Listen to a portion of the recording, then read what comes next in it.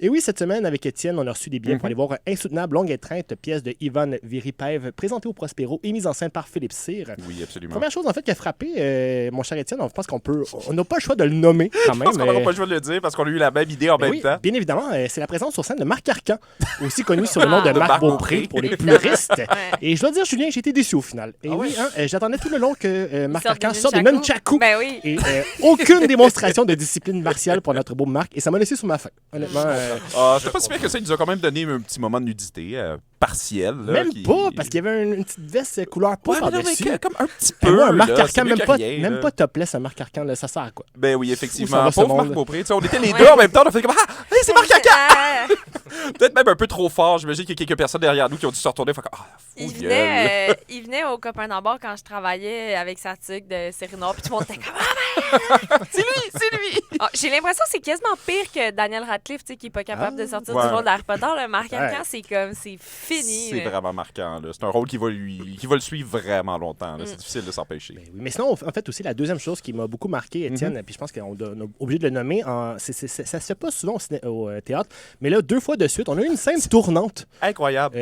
Oui, la scène était faite pour pouvoir tourner. Bon, la première qu'on a vue, Tremblement, la scène tournait tout le long de la pièce à vitesse un peu changeante. Là, au moins, ça changeait juste de temps en temps, mais on était très surpris quand même de cet aspect. Vraiment flabbergasté. Dans le même théâtre? Non, c'est 2 théâtres différents, mais c'est vraiment étrange que Manu, qui va pas voir beaucoup de théâtre, va voir 2 pièces. C'est moi qui le traîne là-bas en faisant comme viens-t'en. Puis il est comme OK, ça va être le fun. Et les 2 pièces qu'il va voir ont des scènes rotatives. OK. Quel peut-être que drôle c'est une de hasard. mode dans le théâtre récemment. Il y a eu plein de subventions pour les scènes rotatives. Je sais pas. Mais en tout cas, le message est lancé à tous les metteurs en scène. Les scènes rotatives, c'est un peu... C'est surfait. non, mais blague à part. Ils l'ont vraiment bien utilisé. C'est vrai que ça rajoutait quand même beaucoup à la pièce globalement. Puis on va aussi dire, oui, on fait des jokes à propos de Marc Beaupré, mais l'ensemble des acteurs faisaient un jeu vraiment physique. Vraiment. Incroyablement demandant parce que des fois, ils se contorsionnent complètement. Ils sont pliés sur eux-mêmes puis ils continuent à jouer avec une énergie qui est vraiment impressionnante. Puis là, je dois avouer que plier en 2 sur toi-même avec les pieds et les mains à terre en train de continuer ta pièce, c'est pas facile à faire. À jouer plusieurs personnages. Puis plusieurs personnages qui se répondent. Oui, vraiment.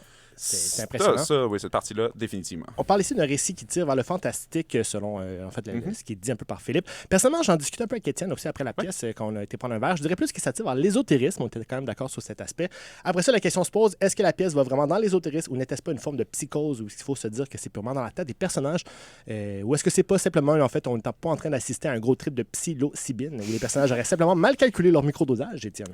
Oui, bien c'est sûr qu'il y a un certain moment où on commence. Bon, OK, il y a une thématique de base qui est vraiment comme des gens qui vivent beaucoup d'angoisse, qui vivent beaucoup de remises en question, qui cherchent la liberté en bout de ligne. La crise existentielle, puis se libérer de ça. C'est ça, qui essaient de la trouver. C'est des gens qui ont essayé de se libérer aussi par le sexe. Ils boivent, ils prennent de la drogue, ils vivent plein de choses, puis ils voyagent aussi beaucoup à l'international.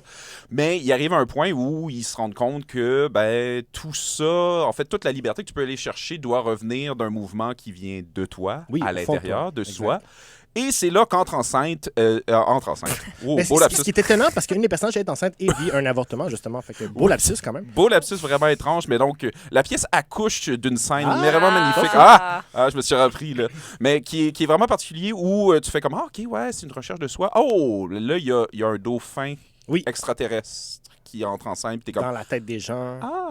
Une entité d'un autre cosmos. Et là, ça devient vraiment ésotérique et étrange, et ça nous amène vraiment ailleurs.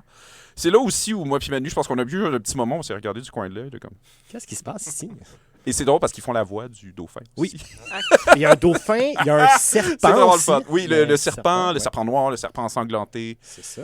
Puis il y a beaucoup de moments comme ça, mais globalement, il y a une chose, moi, qui m'a vraiment marqué, puis après, quand j'ai lu sur la pièce, c'est que, oui, OK, ça va chercher dans des trucs un peu éclatés, dans des trucs un peu funky, mais c'est super intéressant pour essayer justement de te faire réfléchir par rapport à chercher, c'est ça, en toi, une manière de vivre libre, puis d'être plus proche de ta manière d'être. Par contre, dans la pièce, puis je suis sûr que tu vas t'en souvenir, il y a un moment vers la fin où tous les personnages arrivent à un point où tu es comme « Ah, OK, on a atteint un point où, tu sais, ils ont établi certaines choses, puis ils ont comme réglé un peu la direction générale de la pièce, ils sont arrivés à certaines conclusions. La lumière devient bleue, ça devient super lumineux sur scène, et là, ça tombe au noir. Puis t'es comme « Ah ah, fin de la pièce, on va se préparer à applaudir. » Mais non, là, la pièce repart avec une lumière rouge. Oui. Et une deuxième série de recherches en soi qui mène à une découverte assez macabre en Oui, bout de ligne, quand même, comme quand même. quoi que la seule manière d'être libre, finalement, c'est peut-être d'être mort. Puis là, t'es comme, oh! Pour que notre esprit Ouch. passe ailleurs aussi. Ça. Ouais. C'est un peu l'aspect ésotériste. C'est de ça qui était passer dans un particulier. autre univers, dans un autre cosmos. Parce que le passage sur la Terre est décrit un peu comme, en fait, le passage en enfer. Puis c'est un passage Ouais. un peu obligatoire. Exactement. Et de se libérer et de passer à autre chose. Moi, je le voyais plus comme un deuxième degré, mais oui, effectivement, il y a de C'est quoi ça. un peu macabre. C'est sûr que tu arrives à ce point-là, mais j'étais d'accord avec certaines critiques que j'avais lues qui disaient, ben, globalement, cette deuxième partie-là, la dernière comme demi-heure, 20 minutes, est-ce qu'elle est vraiment utile? Est-ce qu'elle fait vraiment avancer l'histoire davantage? Qu'on était déjà rendu à un point où les personnages étaient tous en train de se rendre compte que d'être capable de chercher la liberté, c'est en Ouais. soi. Est-ce que tu avais besoin d'aller à l'extra step de dire comme moi, puis by the way, Vous peut-être. allez tous mourir. C'est ça. C'est ça. C'est peut-être juste une fois que vous allez avoir traversé l'enfer, vous allez tout être mort, que vous allez vraiment être libre. Je sais pas, cette dernière partie-là aurait peut-être Non, je comprends. pu être transformée en d'autres choses et peut-être enlever, Ouais. réduire la pièce en longueur, mais en Elle durait augmentant combien de l'intensité. temps, la pièce? 1h50 à peu près. Ouais, presque 2 heures, dans le fond. Ok.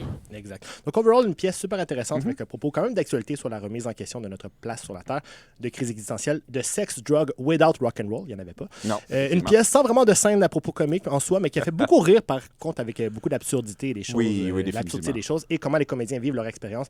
Personnellement, j'ai beaucoup aimé, mais je le recommande pas aux gens qui voudraient une expérience de théâtre plus traditionnelle, quand même. Je pense que c'est vraiment ce qu'il faut retenir.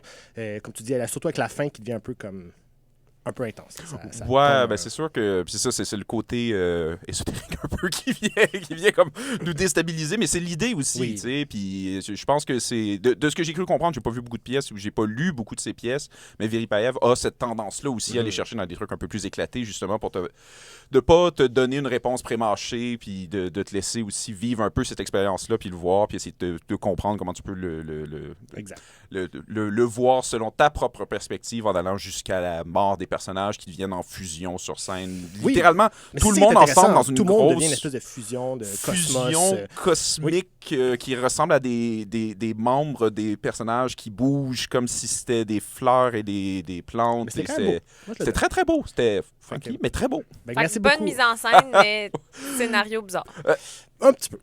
Ouais, J'ai apprécié, mais oui. Je pense que c'est ça. sensiblement. La mise en scène était excellente. Effectivement, je pense que c'est juste les textes de Veripaev qui, moi, m'ont laissé un peu comme ouh, là, ça va un petit peu plus loin que ce que je pense qu'on aurait eu vraiment besoin pour rendre une pièce plus efficace, peut-être un tout petit peu plus courte, mais plus punchée, donc globalement plus fun. Exact. Mais merci beaucoup, Étienne, de m'avoir invité. Puis la prochaine fois, on se souhaite une pièce plus standard, peut-être. Qui Ah, retape écoute, pas. On va aller voir genre du Shakespeare. Quand Ouais, Shakespeare essaie c'est d'être ça. drôle, là, ça c'est Les fourberies simple, de Scapin. tu réfléchis pas. Ouais, ben c'est ça. Tu sais, l'avare de Molière. Regarde, on se Exact. pose pas de questions.